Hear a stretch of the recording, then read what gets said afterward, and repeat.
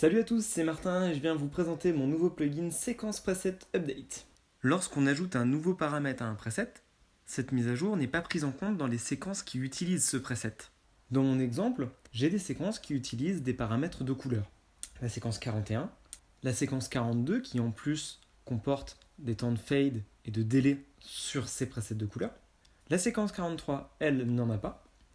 Et la séquence 44 a également des presets de couleur avec des fades et des délais. Je vais maintenant ajouter le paramètre white à mes presets en utilisant une petite macro que j'ai préparée.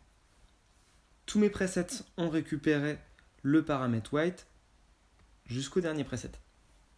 En revanche, ce nouveau preset ne s'est pas ajouté dans les séquences existantes. Le plugin Séquence Preset Update va nous permettre de faire cette mise à jour automatiquement.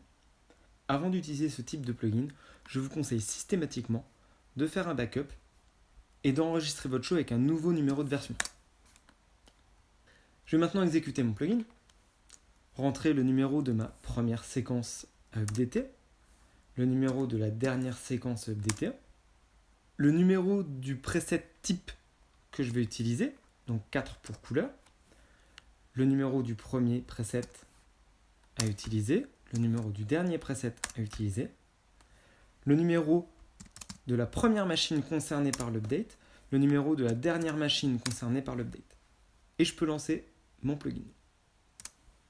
J'attire votre attention sur le fait que l'exécution de ce plugin peut être longue s'il y a beaucoup de séquences à contrôler avec beaucoup de fixtures et beaucoup de paramètres. Je vous conseille donc de vous y prendre à l'avance.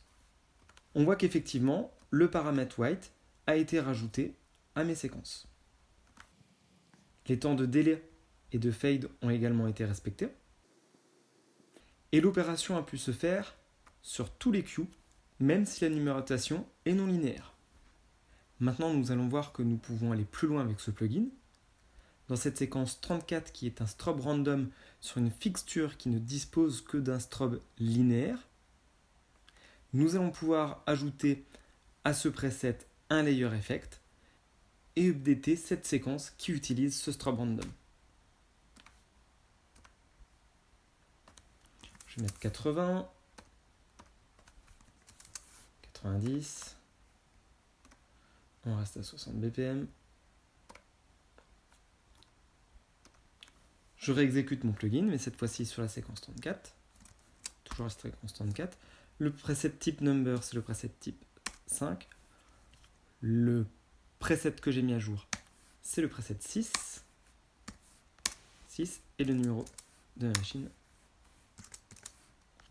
1010. On constate qu'effectivement la séquence a été mise à jour avec les valeurs que j'ai rentrées dans le preset. J'aurais pu ainsi mettre à jour toutes les séquences qui utilisent le preset strobe random sur cette fixture. Comme toujours, vous pouvez obtenir les infos sur mes plugins en faisant info et en sélectionnant le plugin. A très vite pour de nouveaux plugins.